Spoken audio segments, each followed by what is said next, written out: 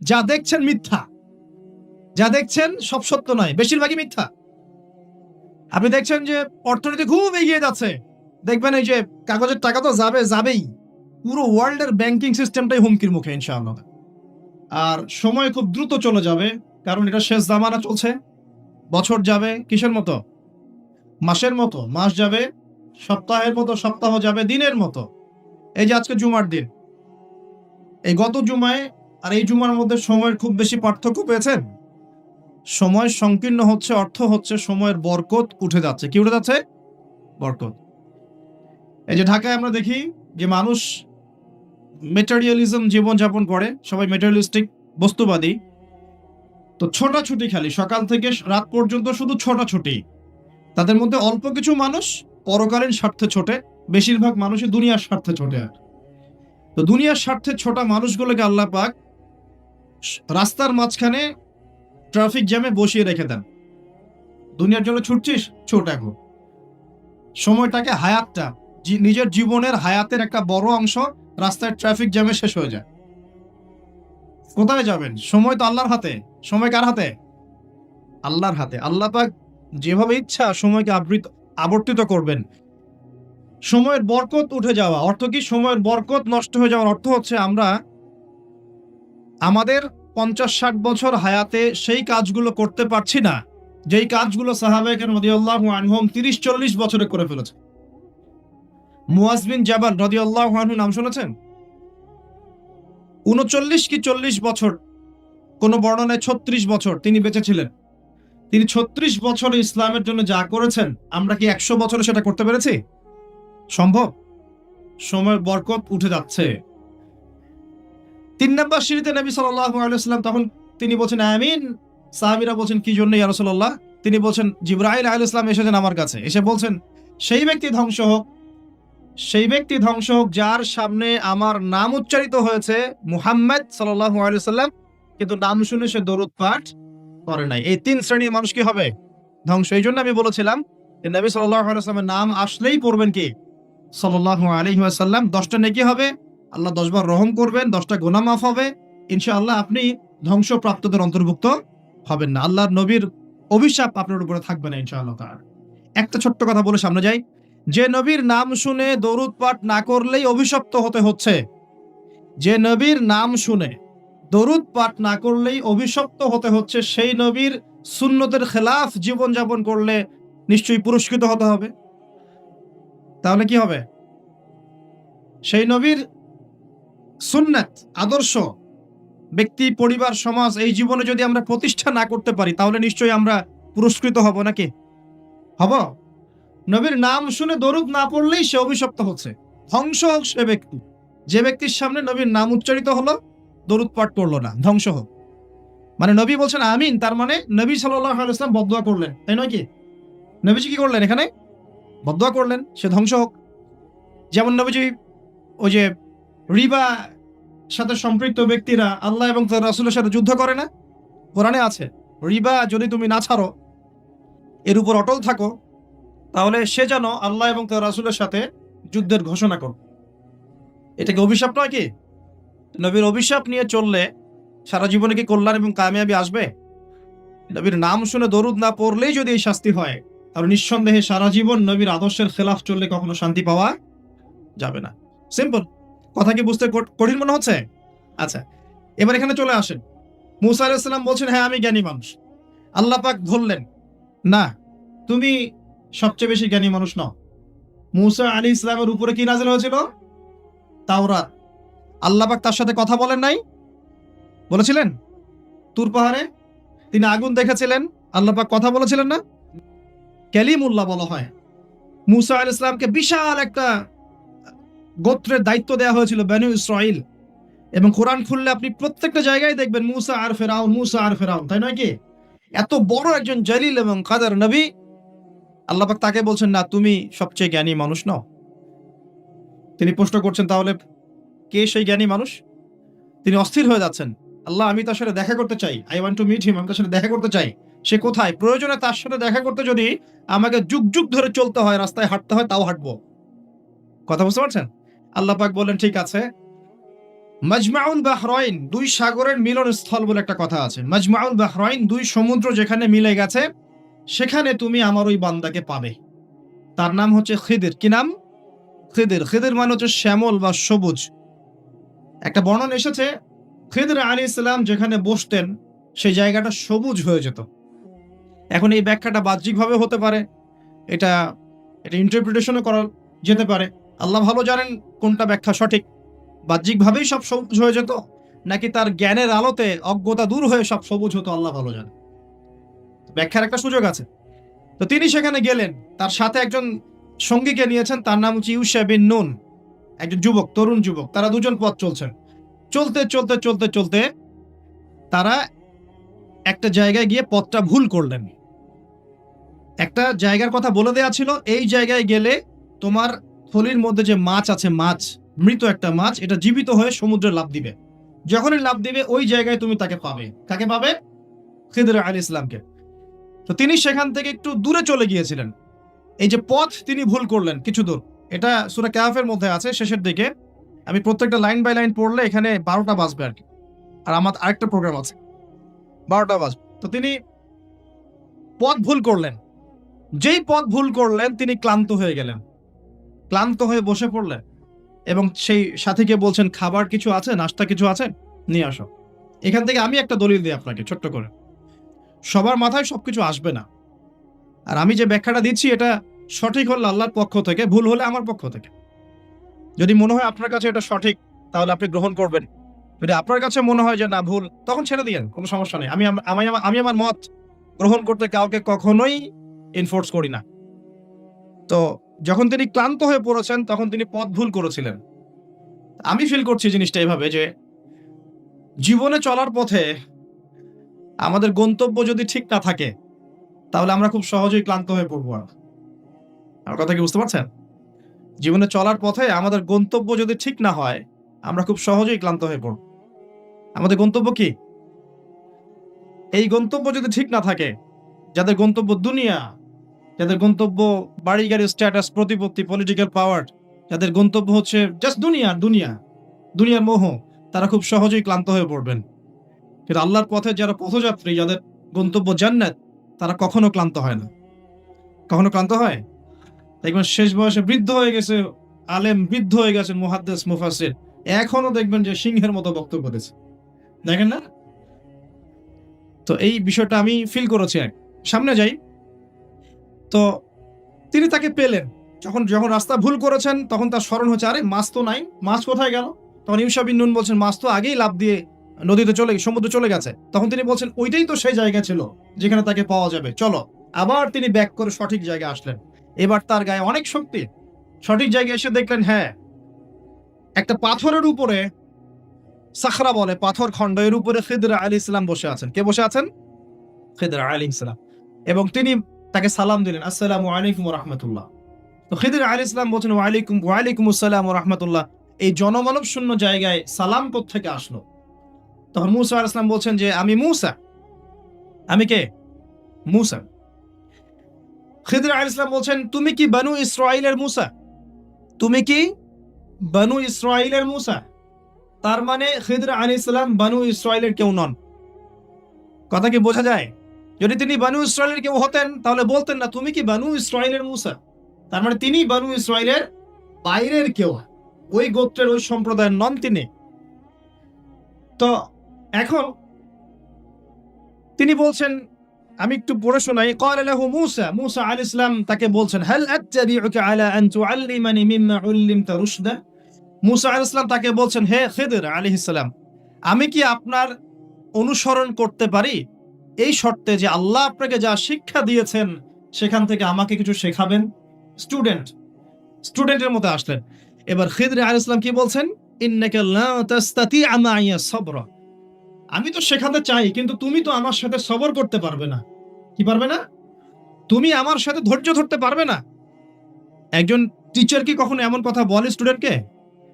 কোন পর্যায়ের জ্ঞান, হিকমা, প্রজ্ঞা, আধ্যাত্মিকত্ব থাকলে একজন মানুষ আগে থেকেই বলতে পারে যে তুমি তো আমার সাথে সবর করতে পারবে না? এই গল্পের শেষে আপনি দেখবেন সত্যি সত্যি মূসা আলাইহিস সালাম সবর করতে পারেন না। আচ্ছা, মূসা আলাইহিস সালাম বলছেন যে, তিনি বলছেন ফাকাইফা তাসবিরু মা লাম তুহিত বিহি খুবরা, তুমি কেমন করে সবর করবে যে তোমাকে তো এই বিষয়ে কোনো খবরই দেয়া হবে না। ক্বালা সাতাজিদুনি ইনশাআল্লাহু সাবিরান ওয়া লা আ'সি লাকা আমরা। মূসা আলাইহিস সালাম বলছেন ইনশাআল্লাহ আপনি আমাকে ধৈর্যশীল পাবেন এবং আমি আপনার কাজে কোনো রকমের ভ্যাটও দিব না, বাধা দিব না। আপনি করেন যা ইচ্ছা, আমি আপনার কাজে কোনো বাধা দিব না। আচ্ছা, এবার তারা চলতে লাগলেন। ওকে, তিনি বললেন ক্বালা ফাইনিত্তাবা'তানি ফালা তাসআলনি আন শাই। খিদর আলাইহিস সালাম বলছেন তুমি যদি আমাকে ফলো করতেই চাও তাহলে আমাকে কোনো প্রশ্ন করতে পারবে না, আমি যা করব চুপচাপ দেখতে হবে, পরে আমি তোমাকে জানিয়ে দেব, কিন্তু তোমার কোনো প্রশ্ন করা চলবে না। এমন কোন টিচার দেখেছেন ছাত্রকে বলে প্রশ্ন করতে পারবে না, যা পড়াচ্ছি পড়ো, যা বুঝাচ্ছি বুঝো, যেমনে চালাচ্ছি চলো। পৃথিবীর সবচেয়ে জ্ঞানী মানুষ কে? খিদর আলাইহিস সালাম। এবার চলছেন ফানসালাকা, তারা দুজন চলতে লাগলেন হাত্তা ইযা রাকিবা ফিস সাফিনা খরাকা। আমি শর্ট করে বলছি, তারা চলতে লাগলেন একটা নৌকা, এই নৌকায় করে তারা একটা নদী পার হলেন। এই নৌকার যে মাঝি বিনা পারিশ্রমিকেই তাদেরকে পার করালো। কিনারায় যাওয়ার আগেই খিদর আলাইহিস সালাম নৌকার তলদেশটা ফুটা করে ফেললেন। কাজটা কি ঠিক হলো? বিনামূল্যে একজন আমাকে সার্ভিস দিল এবং খিদর আলাইহিস সালাম তার তলদেশ ফুটা করে ফেললেন। মূসা আলাইহিস সালাম এবার দেখে বলছেন যে আপনি এটা কি করলেন? লাকাদ জি'তা শাইআন ইমরা, আপনি একটা জঘন্য কাজ করে ফেললেন। যারা আমাদের এত উপকার করলো আপনি তার তলদেশ ফুটা করে ফেললেন। এবার খিদর আলাইহিস সালাম বলছেন আমি তো বলেছিলাম, আলাম আকুল লাক, আমি তোমাকে কি বলি নাই, ইন্নাকা লা তাসতাতি'আ মা'ইয়া সাবরা, তুমি আমার সাথে সবর করতে পারবে না। এবার মূসা আলাইহিস সালাম বলছেন যে ঠিক আছে, লা তুআখিযনি বিমা নাসিত ওয়া লা তুরহিকনি মিন আমরি উসরা, আমি যেটা ভুলে গিয়েছিলাম এই বিষয়ে আমাকে আর পাকড়াও করেন না, এরপর থেকে আমি আর কোনো সমস্যা করব না ইনশাআল্লাহ। ঠিক আছে। আবার তারা চললেন। চলতে পথে এবার একটা বালকের দেখা, ছোট্ট। ফানসালাকা হাত্তা ইযা লাকিয়া গুলামান ফাকাতালাহ, এবার তারা চলতে গিয়ে একটা গোলাম, মানে কি ছোট বালককে গোলাম বলে না, জান্নাতে গিলমান থাকবে না ছোট ছোট বাচ্চারা, গোলাম, তাকে ডেকে নিয়ে এসে খিদর আলাইহিস সালাম হত্যা করে ফেললেন, একদম জবাই। এটা কি হলো? এটা তো নৌকা ফুটা করার আগেই তিনি চ্যালেঞ্জ করলেন, এবার তো বাচ্চাকে জবাই করে ফেলেছে। এবার তিনি বলছেন যে সুবহানাল্লাহ, ক্বালা আকাতালতা নাফসান যাকিয়াতান বিগাইরি নাফস লাকাদ জি'তা শাইআন নুকরা, আপনি নিষ্পাপ পবিত্র একটা বাচ্চাকে এভাবে হত্যা করে ফেললেন, আপনি তো একটা জঘন্য অপরাধ করে ফেললেন। কে বলছেন এই কথা? মূসা আলাইহিস সালাম। আবার তিনি বলছেন ক্বালা আলাম আকুল লাক ইন্নাকা লা তাসতাতি'আ মা'ইয়া সাবরা, আমি কি তোমাকে বলি নাই তুমি আমার সাথে সবর করতে পারবে না। শেষবারের মতো ক্বালা ইন সাআলতুকা আন শাইইন বা'দাহা ফালা তুসাহিবনি, এরপর যদি আমি আরেকটা কোশ্চেন করেছি তাহলে আমাকে আর সাথে নিয়েন না। কে বলছে কথা? মূসা আলাইহিস সালাম, যিনি বলছেন আমি জ্ঞানী মানুষ, যার উপর তাওরাত নাযিল হচ্ছে। এবার ফানসালাকা, তারা চললেন হাত্তা ইযা আতায়া আহলা ক্বারিয়াতিন ইসতাতআমা আহলাহা ফাআবাউ আন ইউদাইফুহুমা ফাওয়াজাদা ফিহা জিদারান ইউরিদু আন ইয়ানকাদ্দা ফাআকামা ক্বালা লাউ শি'তা লাত্তাখাযতা আলাইহি আজরা। ঘটনা হচ্ছে এই যে তারা এবার চলতে পথে একটা গ্রামে প্রবেশ করলেন। গ্রামের লোকজনের কাছে মেহমানদারি চাইলেন, পানি, খাবার, নাস্তা পানি কিছু হবে। কোনো মেহমানদারি পেলেন না। অনেকটা আমাদের দ্য সিটি অফ আখিরুজ্জামানের মতো আর কি, আমাদের হচ্ছে পশ্চিমা সভ্যতার যে বস্তুবাদী জীবন ব্যবস্থা, প্রতিবেশীকে খোঁজ নেওয়ার সময় নাই, ভিক্ষুক আসলে মাফ করো। আচ্ছা না, এখন কি মানুষের উপকার করতে খুব বেশি পছন্দ করে? সত্যি কথা বলেন দেখে, বেশিরভাগ মানুষই কি এখন মানুষের উপকার করতে পছন্দ করে? বরং বাসায় মেহমান আসলে মানুষ বিরক্ত হয়। বাসায় মেহমান আসলে কি হয়? মানুষ বিরক্ত হয়, মুখে না বললেও মনে মনে বিরক্ত হচ্ছে, কবে যাবে। বাসায় গেলে জিজ্ঞাসা করে খেয়ে আসছেন না, গিয়ে খাবেন, জিজ্ঞেস করে না। তো মানুষ কিন্তু এখন বস্তুবাদী। এই যে গ্রামটা ছিল এমনই হয়তোবা, সেই গ্রামের মানুষ খাবার দিচ্ছে না, সিম্পল একটা সৌজন্যবোধ যে খাবার পানি আপ্যায়ন করছে না। কিন্তু খিদর আলাইহিস সালাম দেখলেন ওই গ্রামের কোন একটা বাসার একটা দেয়াল পড়ে গেছে, ধসে গেছে। এই দেয়ালটাকে তিনি নিজের হাতে পুরো নির্মাণ করে শক্ত একটা জায়গায় নিয়ে গেলেন। এটা দেখে মূসা আলাইহিস সালাম বলছেন আপনি চাইলে কিছু আজর বা প্রতিদান নিতে পারতেন, কিছু পারিশ্রমিক নিতে পারতেন। মেহমানদারি করলো না, কিছু পারিশ্রমিক নিলে আমরা কিছু কিনে খেতে পারতাম। তো এবার খিদর আলাইহিস সালাম বলেন হাদা ফিরাকু বাইনি ওয়া বাইনাক, এই হলো তোমার আর আমার মাঝের ফিরাক, মানে বিচ্ছেদ। এরপরে তোমার সাথে আমার আর পথ চলা হলো না। আমাদের নবী মুহাম্মদ সাল্লাল্লাহু আলাইহি ওয়াসাল্লাম বলেছিলেন হাদিসের মধ্যে, যদি সেদিন মুসা আলাইহিস সালাম এভাবে কাউন্টার প্রশ্নগুলো না করতেন, অনেক জ্ঞান হয়তো শেখা যেত, কিন্তু এটা হলো না। প্রথমে যে বলেছেন খিদর আলাইহিস সালাম, ইন্নাকা লা তাস্তাতিআ মাইয়া সাবরা, তুমি আমার সাথে সবর করতে পারবে না, এটা কি ফলেছে না ফলে নাই? ফলেছে না ফলে নাই? আচ্ছা, এবার চলেন সামনে। তিনি বিচ্ছেদের আগে বলছেন, ঠিক আছে, যাওয়ার আগে আমি তোমাকে জানিয়ে দিব কি কারণে আমি এই কাজগুলো করেছি। এক নাম্বার, আমি যে নৌকাটা ফুটা করেছিলাম, আমি শর্ট করে বলছি, ওই নৌকা যদি ফুটা না করতাম তাহলে এই সমুদ্রের পিছনে একটা জলদস্যুদের দল ছিল, এরা ভালো ভালো নৌকাগুলোকে হাইজ্যাক করে, সিজ করে নেয়। এই নৌকা ফুটা আছে, এই নৌকা তারা নিবে না। বাহ্যিক চোখে মনে হচ্ছে যে আমি ওই ব্যক্তিদের ক্ষতি করেছি, কিন্তু আসলে আমি ওই ব্যক্তিদের কিন্তু উপকার করেছি প্রকৃত অর্থে। তুমি সেটা বুঝতে পারো না, কারণ তুমি বাইরের চোখ দিয়ে দেখেছো, আর আমি আল্লাহ পাকের মারেফত দিয়ে দেখেছি। কথা কি বুঝতে পারছেন? দ্বিতীয় যে বাচ্চাটাকে আমি খুন করেছি, বা খুন না, এটা খুন বলা ঠিক হবে না, হত্যা করেছি, সেই বাচ্চাটাকে আমি নিজের ইচ্ছায় হত্যা করি নাই, আল্লাহ পাকের আদেশে করেছি। কারণ এই বাচ্চা যদি বড় হতো তাহলে এই বিশ্বের বড় কাফেরদের একজন হতো। যদি ফেরাউনকে ছোটবেলায় কেউ হত্যা করতো তাহলে কি ফেরাউন বড় হতো? আচ্ছা, যাই হোক, যদিও এটা তাকদীর বা কদর, এটা আমি আল্লাহর আদেশে করেছি, আমি নিজের মন গড়া কোনো দর্শন এই কাজটা করি না, আল্লাহর হুকুমে করেছি। তৃতীয় যে দেয়ালটা আমি নির্মাণ করেছিলাম, ওই বাড়িতে থাকে 2 জন এতিম বালক, যাদের পিতা এবং মাতা খুবই সৎ ছিল। কি ছিল? সৎ ছিল। এখানে একটা ছোট্ট কথা বলে দেই, আপনি আমি যদি পিতা মাতা হিসেবে সৎ হই, নেককার মুত্তাকি পরহেজগার হই, আমাদের বংশধরদের ভালো মন্দ দেখার দায়িত্ব আল্লাহ পাকের। এই যে খিদর আলাইহিস সালাম বহু বছর পর সেখানে এসেছেন, পিতামাতা অনেক আগেই মারা গেছেন, ওই খিদর আলাইহিস সালামের হাতে এতিম বালকের খেদমত আল্লাহ পাক করে দিলেন। বুঝতে পারছেন কথা? তো এতিম 2 বালকের এই দেয়াল ছিল, এই দেয়ালের নিচে ওই 2 এতিম বালকের পৈতৃক রেখে যাওয়া কিছু সম্পত্তি আছে মাটির নিচে। যদি দেয়াল নির্মাণ না করতাম, মানুষ ওই সম্পদ নিয়ে চলে যেত। এখন দেয়াল দিয়ে আমি এটাকে শক্ত করে দিয়েছি, এরা যখন বড় হবে তখন সেই সম্পদ পাবে। তো বাহ্যিকভাবে তোমার কাছে মনে হয়েছে আমি বিনা পারিশ্রমিকে অহেতুক একটা কাজ করছি, কিন্তু সত্যিকার অর্থে আল্লাহর হুকুমে আমি সেটা দেখেছি যা তুমি দেখতে পারো নাই, আমি সেটা বুঝেছি যা তুমি বুঝতে পারো নাই। এরপরে তাদের বিচ্ছেদ হয়ে যায়। আমি আপনাকে একটু দেখাই যে এখানে দেখুন, 3টা ক্ষেত্রেই মুসা আলাইহিস সালাম বাহ্যিকতাকে প্রাধান্য দিয়েছেন, কিন্তু খিদর আলাইহিস সালাম ইন্টারনাল আইজ, বা আমরা যেটাকে বলি ইন্টারনাল অবজারভেশন, এটাকে প্রাধান্য দিয়েছেন। আপনি আর আমি যদি খিদর আলাইহিস সালামের মতো মুত্তাকি, পরহেজগার, জ্ঞানী, নিরহংকারী এবং বিনয়ী হতে পারি, কোরআন এবং সুন্নাহর মানদণ্ড চর্চা করে, ইখলাস ঠিক রেখে, নিয়াত ঠিক রেখে, শুধুমাত্র আল্লাহ পাকের সন্তুষ্টির জন্য আল্লাহর পথে দাওয়াতের কাজ, মেহনতের কাজ, দিনের প্রচার প্রসারের কাজ করতে পারি, ইনশাআল্লাহ তাআলা আপনার যদি হৃদয়টা কলবুন সালিম হয়, কলবের মধ্যে নূর থাকে, আল্লাহর মারিফত থাকে, ইনশাআল্লাহ আপনি এমন কিছু দেখবেন যা সবাই দেখবে না, আপনি এমন কিছু শুনবেন সবাই শুনবে না, আপনি এমন কিছু উপলব্ধি করবেন যা সবাই করতে পারছে না। এখানে 3টা ক্ষেত্রেই খিদর আলাইহিস সালাম এমন কিছু দেখেছেন, বুঝেছেন যা মুসা আলাইহিস সালাম পারেন নাই। পৃথিবীর সবচেয়ে জ্ঞানী মানুষের এক্সাম্পল আপনাকে দিচ্ছি আমি। এই 3টা ঘটনা আপনি কি বুঝলেন? বাহ্যিকতা আর রিয়েলিটি, যেটা দেখা যাচ্ছে বাহ্যিক চোখ দিয়ে, আর রিয়েলিটি, বাস্তবতা এক জিনিস না। 1 মিনিট একটু দেখেন, এই সূরা সেই সূরা, এই সূরাটাই সেই সূরা, সূরা কাহফ, যে সূরাটা আপনাকে মাসিহুদ দাজ্জাল থেকে বাঁচাবে। কথা ঠিক আছে?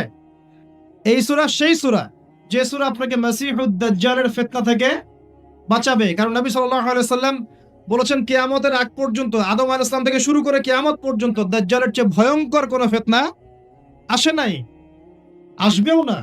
আর যে ব্যক্তি সূরা কাহফের 10 আয়াত মুখস্থ করবে, প্রথম 10 আয়াত বা শেষের 10 আয়াত, দুটাই আছে বর্ণনায়, আপনি 20টাই করেন, তার জীবদ্দশায় যদি দাজ্জাল আত্মপ্রকাশ করে, আল্লাহ পাক তাকে মাসিহুদ দাজ্জালের ফিতনা থেকে বাঁচিয়ে রাখবেন। মানুষের অধিকার হরণ করা হচ্ছে, অধিকার প্রতিষ্ঠার নামে অধিকার হরণ করা হচ্ছে, নারী অধিকার প্রতিষ্ঠার নামে ওদেরকে পণ্য বানানো হয়েছে, ইকোনমিক প্রোগ্রেসের নামে সুদ খাওয়ানো হয়েছে। আপনার উম্মার স্বার্থে কাজ করব, এইসব স্লোগান দিয়ে মুসলিম উম্মার মধ্যে বিভক্তি সৃষ্টি করে ফেলা হচ্ছে। করা হয় নাই? হয়েছে। ন্যায় বিচার প্রতিষ্ঠার নামে ওই যে পশ্চিমারা সারা বিশ্বে ডেমোক্রেসি প্রতিষ্ঠা করতে চায়, ন্যায় বিচার মানবাধিকার প্রতিষ্ঠান নামে সারা বিশ্বে লক্ষ লক্ষ মানুষকে হত্যা করা হয়েছে। হয় নাই? সিরিয়াতে হয়নি? ইয়েমেনের বাচ্চাদেরকে হত্যা করা হয়নি? Iraq, Iran, Libya, Lebanon, Jordan, প্যালেস্টাইনে হয়নি? এই যে রোহিঙ্গাদের এবং এই যে উইঘুরদের ক্ষেত্রে হয়নি? সব মানবাধিকার প্রতিষ্ঠান নামে লক্ষ লক্ষ মুসলিমকে হত্যা করা হয়েছে। যা দেখছেন বাইরে রিয়েলিটি এক জিনিস নয়। প্রতিটা ক্ষেত্রে দেখছেন পরিবার খুব সুখের জায়গা, পরিবার এখন ভাঙছে। দেখছেন খুব ভালোবাসা বাইরে, এগুলো জেনা হচ্ছে, জেনা। বাইরে খুব ভালোবাসা সম্পর্ক, এটা জেনা। দেখছেন আপনি যে এই যে কি বলবো, গ্লোবাল অ্যাফেয়ার্সে মুসলিমদের কিছু আইওয়াস শোডাউন দেখছেন, আদতে দেখবেন বড় বড় যে জিনিসগুলো, সেক্টরগুলো সবগুলো ওরা কন্ট্রোল করছে, আমরা নিয়ন্ত্রিত হচ্ছে। আপনার কাছে মনে হচ্ছে আপনি টেকনোলজি ইউজ করে খুব এগিয়ে যাচ্ছেন, বেশিরভাগ টেকনোলজি ওরা কন্ট্রোল করছে। আপনার প্রাইভেট লাইফে কি করেন সেটাও তারা জানে। তো আমি একটা বিষয় ফোকাস করতে চাচ্ছি, মুসা এবং খিদর আলাইহিস সালামের এই যে জ্ঞানের এনকাউন্টার, এখান থেকে আপনাকে একটা শিক্ষা নিতে হবে, সেটা হলো ফিতনাময় যুগে, ফিতনাময় বিশ্বে বাহিরে যা দেখা যায় আর বাস্তবতার মধ্যে আকাশ পাতাল পার্থক্য থাকতে পারে। এই বিষয়টা প্রত্যেকটা সেক্টর ঘেটে ঘেটে আপনি খেয়াল করেন, আপনি বুঝতে পারবেন। ইভেন আমাদের মুসলিমদের মধ্যেও দেখবেন মানুষকে ভালো কিছু দেওয়ার নাম করে মানুষকে বড় বড় ওলামায়ে কেরাম থেকে সরিয়ে দেওয়া হয় নাই? মানুষকে আলেম ওলামার সোহবত থেকে সরিয়ে দেওয়া হচ্ছে না? একা একা তুমি দিন পালন করো, বুখারী মুসলিম পড়ো, মুফতি হয়ে যাও, হচ্ছে না? এগুলো হচ্ছে, মানে বাহ্যিকতা যা দেখছেন রিয়েলিটির মধ্যে অনেক পার্থক্য, অনেক সমস্যা। কিছু মানুষ বলছে লা ইলাহা ইল্লাল্লাহ বললেই জান্নাতে চলে যাওয়া যাবে, আমলের কোনো দরকার নাই। কিছু মানুষ বলছে তাকদির বলতে কিছুই নাই। আবার কিছু মানুষ বের হয়েছে বলছে যে কোরআন মানলেই হবে, হাদিস মানার দরকার নাই। আবার পাঞ্জাবের এক মায়ের সন্তান, সে বলছে, পাঞ্জাবি মায়ের সন্তান যে পাঞ্জাবি ভাষায় কথা বলে, সে বলছে সে মাহদি, অথচ ইমাম মাহদি আরবি ভাষায় কথা বলবে। সে পরে বলছে সে ঈসা, তারপরে বলছে রাসূল সাল্লাল্লাহু আলাইহি ওয়াসাল্লাম শেষ নবী নয়, আরো নবী আসতে পারে। কাদের কথা বলছি বুঝতে পারছেন না? তো বাহ্যিকতা, ধর্মের মধ্যেও দেখবেন বাহ্যিকতা যা দেখছেন রিয়েলিটি এমন নয়। তো শেষ জামানার এই ফিতনাময় যুগটা এমন হবে যে বাহ্যিকতা আর বাস্তবতার মধ্যে আকাশ পাতাল পার্থক্য দেখতে পারবেন। মাসিহুদ দাজ্জাল এক হাতে জান্নাত নিয়ে ঘুরবে, এক হাতে জাহান্নাম। এটা রূপক অর্থে, বাস্তবিকভাবে এটা কেউ করতে পারে না। তাকে যারা মেনে নিবে সে ওদেরকে সেই জান্নাত দিবে, মানে প্রোগ্রেস। তাকে যারা অস্বীকার করবে সে ওদেরকে আযাব দিবে, নির্যাতন করবে। এখন এখানে দেখেন বাস্তবতা আর বাহ্যিকতা এক হলো। দাজ্জালের জান্নাতি জাহান্নাম, জাহান্নামই জান্নাত। অর্থাৎ বাস্তব যেটা সেটা ফলস, যেটা সত্যটাই মিথ্যা, যেটা মিথ্যাটাই সত্য। এটাই সেই যুগ যখন নবী সাল্লাল্লাহু আলাইহি ওয়াসাল্লাম বলছেন শেষ জামানায় সত্যবাদী মানুষদেরকে বলা হবে মিথ্যাবাদী, আর মিথ্যাবাদী সবগুলোকে বলা হবে সত্যবাদী। আমানতদার ব্যক্তি, পরম আমানতদার, তাকে বলা হবে খেয়ানতকারী। আর যে ব্যক্তি খেয়ানতকারী, রিনাউন্ড, তাকে বলা হবে আমানত। সবচেয়ে নিচু স্তরের মানুষকে সবচেয়ে উঁচু আসনে বসানো, এমনও আসছে। হাদিসগুলো খালি পড়েন, এবং এই যে একটা আপনাকে দর্শন দিয়ে গেলাম, খিদর আলাইহিস সালামের দৃষ্টিভঙ্গিটা অর্জন করেন, দেখবেন আপনি অনেক কিছুই বুঝতে পারছেন যেটা সবাই পারছে না। এটা বোঝার জন্য এখন কি লাগবে, এখান থেকে আমি একটু করণীয় বলে শেষ করে দিই, অনেক লম্বা হয়ে যাবে না হলে। দেখেন, খিদর আলাইহিস সালাম কিন্তু একদিনে একা একা হয়নি। প্রথমত আল্লাহ পাক তার সম্পর্কে কি বলেছেন একটা কথা বলে দিই। আল্লাহ পাক বলছেন যে তিনি আল্লাহর একজন বান্দা ছিলেন, ফাওয়াজাদা আবদান, তিনি আল্লাহর একজন বান্দা ছিলেন, মিন ইবাদিনা, আল্লাহর বহু বান্দাদের মধ্যে তিনি একজন আল্লাহর বান্দা ছিলেন। কে? খিদর আলাইহিস সালাম। আতাইনাহু রাহমাতাম মিন ইনদিনা, খিদর আলাইহিস সালামকে আমি আমার পক্ষ থেকে রহমত দিয়েছিলাম। আল্লাহর পক্ষ থেকে কি দিয়েছেন আল্লাহ পাক? রহমত, দয়া। আপনি দয়ালু না হতে পারলে, আপনি যদি দয়ালু না হতে পারেন, তাহলে আল্লাহর সেই মারিফত, নূর আর জ্ঞান পাবেন না। তো আগে মানুষের প্রতি, উম্মার প্রতি, সবার প্রতি দয়ালু হতে হবে। তো হ্যাঁ, সবাই আমার ভাই, সবাই আমার উম্মার অংশ, আমি সবার কল্যাণ চাই, কেউ আমার শত্রু নয়। একটা দয়ালু মনোভাব তো লাগবে আগে। নিজের আগে মনে করেন আমি হকের ডিলার, জান্নাতের ডিলার, তোমাদের লিজ লাগলে আসো নিয়ে যাও, তাহলে তো সমস্যা। মনের মধ্যে যদি হিংসা আর বিদ্বেষ, পরশ্রীকাতরতার, অহংকারের এইসব বিষ বাষ্প পুষে রাখেন, তাহলে খিদির হবেন কিভাবে? নূর পাবেন কিভাবে? মারিফত অর্জন করবেন কিভাবে? আর হক বাতিল চিনবেনই বা কিভাবে? নিজে চিনবেন না, মানুষকে চেনাবেন কিভাবে? এই কারণে দেখবেন যে ওয়ার্ল্ড অ্যাফেয়ার্স নিয়ে কোনো কথা বললে বলে ভবিষ্যৎবাণী হচ্ছে, অথচ এটা বাস্তব বর্তমান, সেটা খেয়াল নাই। যেটা বাস্তব বর্তমান সেটাকে ভবিষ্যৎবাণী করছে। পুরো ওয়ার্ল্ডের ইকোনমিক সিস্টেম একটা ভয়ঙ্কর হুমকির মুখে আছে। বড় বড় যারা ইকোনমিক্স এবং যারা মিলিটারি অ্যাফেয়ার্স নিয়ে পড়াশোনা করেন তারা বলছেন যে এই বিষয়গুলো ওয়ার্ল্ডের সামনে দাঁড়িয়ে আছে। আর পড়াশোনা করে কোরআন সুন্নাহর জ্ঞানের সাথে এই যুগোপযোগী জ্ঞানগুলোকে একত্রিত করে যখন আমরা এগুলোর সলিউশন দেওয়ার চেষ্টা করছি, বলছে গণক, বলছে ভবিষ্যৎ বক্তা, বলছে অমুক তমুক। অথচ ইসলাম আলেম ওলামা এবং যারা দিনের দায়ী মোবাল্লিগ তাদের কাছ থেকে জনগণ আসলে আশা করে কি? আপনারা কি আমাদের কাছে শুধু এটাই আশা করেন ওয়াজ মাহফিলের এখানে বসবো, সুবহানাল্লাহ বলা শিখাবো, আলহামদুলিল্লাহ পড়লে কত নাকি হয় এটাই শিখাবো, হ্যাঁ মাসলা মাসাইল গুলো শিখাবো, এতটুকুই যথেষ্ট? হাত বাঁধবেন কোথায়, রফুল ইয়াদান করবেন কি করবেন না, আমিন জোরে নাচতে, এগুলো নিয়েই কথা বলবো খালি? আমরা কি খালি এই আধ্যাত্মিকত্বের বিষয়গুলোই, ইবাদত বন্দী জীবনের কথাগুলোই বলবো? ইসলামে কি ইকোনমিক কোনো সেকশন নাই? ইসলামে কি পলিটিক্স নাই? ইসলামে কি জিও পলিটিক্স নাই? ইসলামে কি অন্যান্য ফিলোসফিক্যাল থটস গুলো নাই? তাহলে যুগ এবং জিজ্ঞাসার সমাধান আপনারা আমাদের কাছে আশা করেন কি করেন না? যুগ এবং জিজ্ঞাসার যে সমাধান, এটা তো আপনার আলেম ওলামার কাছে আশা করবেন, তাই নয় কি? না কার কাছে আশা করবেন? কে দিবে আপনাকে সমাধান? এখন এই সমাধান দেওয়ার জন্য যোগ্যতা কি লাগবে? আপনাকে খিদির হতে হবে, খিদর আলাইহিস সালামের মতো দূরদর্শিতা সম্পন্ন হতে হবে। কিভাবে হবেন? ওই যে আল্লাহ পাক বলছেন আমি তাকে রহমত বা দয়া দিয়েছি। আগে দয়ালু হতে শেখেন, আগে মনের হিংসা দূর করেন, মনটা পবিত্র করেন। আগে পবিত্র হচ্ছে না, টেনশনের কিছু নাই। আল্লাহওয়ালা কোনো মানুষের কাছে আসেন, এসে পড়ে থাকেন, পবিত্র হয়ে যাবেন ইনশাআল্লাহ। আল্লাহওয়ালা যে মানুষরা আছেন, আল্লাহর মারিফতওয়ালা মানুষরা, তাদের কাছে সোহবতে গিয়ে পড়ে থাকেন 5 দিন 7 দিন 1 মাস 40 দিন, ইনশাআল্লাহ দেখবেন আপনি অনেক কিছুই শিখবেন। সবকিছু বইপত্র পড়ে শেখা যায় না, সবকিছু বইপত্র পড়ে আর এই সার্টিফিকেটস অর্জন করে সব শেখা যায় না। কেন শেখা যায় না? আল্লাহ পাক বলছেন ওয়াতাইনাহু রাহমাতাম মিন ইনদিনা ওয়া আল্লামনাহু মিন লাদুন্না ইলমা। এই হচ্ছে পয়েন্ট। আল্লাহ বলছেন আমি খিদিরকে আমার পক্ষ থেকে জ্ঞান শিখিয়েছি। কার পক্ষ থেকে? আমি আবার বলছি ওয়া আল্লামনাহু মিন লাদুন্না ইলমা, আমি খিদির আলাইহিস সালামকে আমার পক্ষ থেকে জ্ঞান শিখিয়েছি। আল্লাহর পক্ষ থেকে তার কাছে জ্ঞান ছিল। খিদির আলাইহিস সালাম কয়টা ডিগ্রি অর্জন করেছেন? কয়টা সার্টিফিকেট? কোন কোন স্কুল কলেজ ইউনিভার্সিটি? তিনি কি হার্ভার্ডে পড়েছিলেন? তিনি কি কেমব্রিজে পড়েছেন?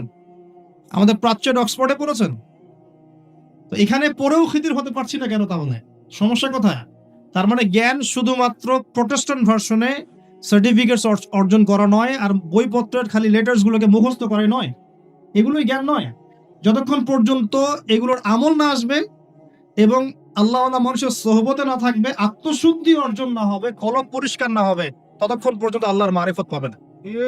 আমি কি কথা বুঝাতে পারছি? একটু উঁচু স্তরে কথা বলছি হয়তো আপনাদের সামনে, কিন্তু কথাগুলো খুব ইম্পর্টেন্ট। আপনারা পরে বুঝবেন, রেকর্ডিং হচ্ছে, পরে বারবার শুনেন। শুধুমাত্র প্রোটেস্ট্যান্ট ভার্সনে এগুলো মুখস্থ করার মধ্যে জ্ঞান সীমাবদ্ধ নয়। এটা আপনি পড়লেন বই, সার্টিফিকেটস অর্জন করলেন। আপনি ডক্টর হতে চান, আমার পাশে একজন ডক্টর বসে আছেন।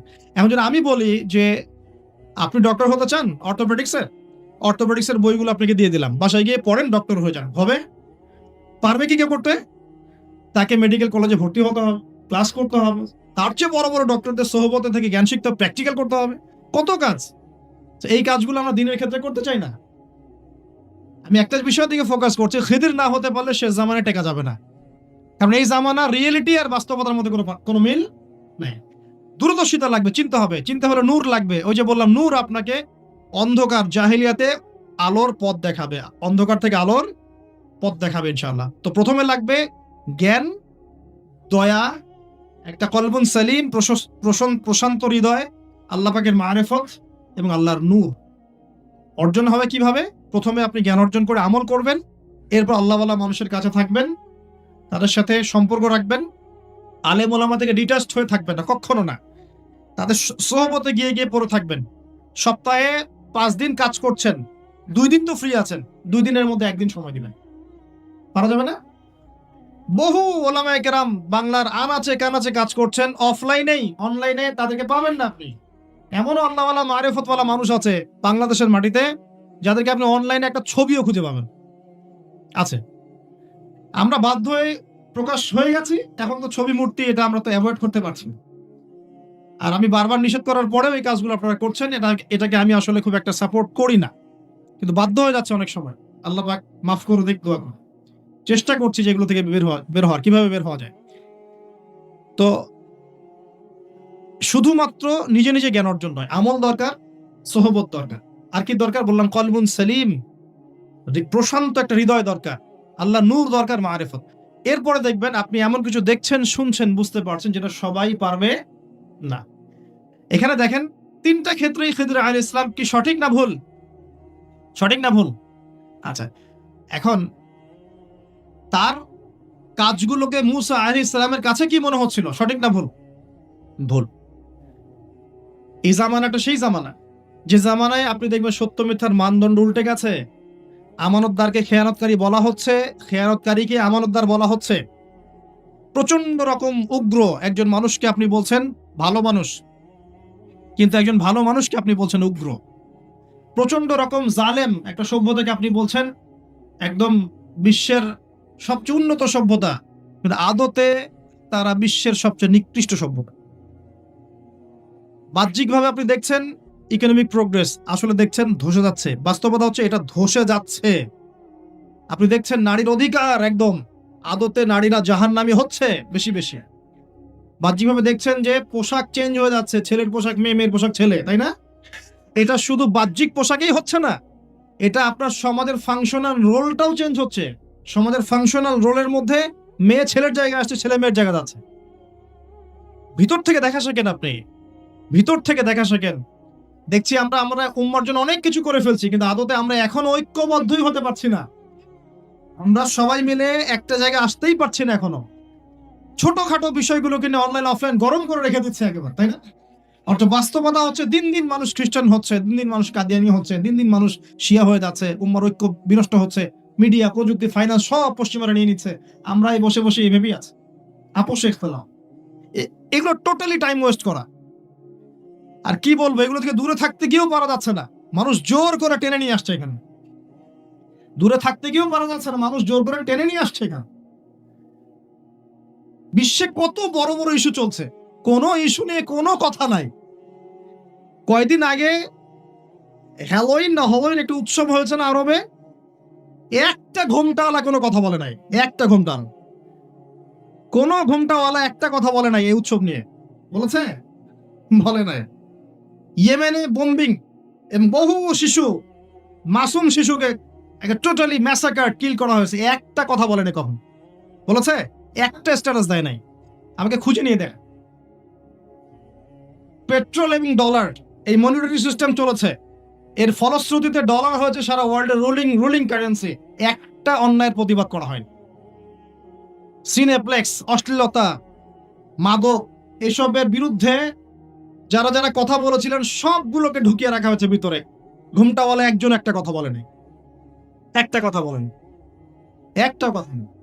বিশ্বের এই যে কয়দিন আগে নবী সাল্লাল্লাহু আলাইহি ওয়াসাল্লাম অবমাননা ইস্যু হয়েছিল না, জেনারেল ভাইরা আন্দোলন করেছিল রাস্তাঘাটে, জেনারেল ভাইরা। তখন এরাই ঘোমটা দিয়ে বলেছে যে এসব করা যাবে না, নবীর প্রতিবাদ করা যাবে না, নবী সাল্লাল্লাহু আলাইহি ওয়াসাল্লামের অবমাননা কোনো প্রতিবাদ করা যাবে না, এটা নাকি অন্যায় হচ্ছে। কি করতে হবে? ঘরের কোণে ফিসফিস করে কানে কানে বলতে হবে, জানো নবীকে না একজন অবমাননা করেছে।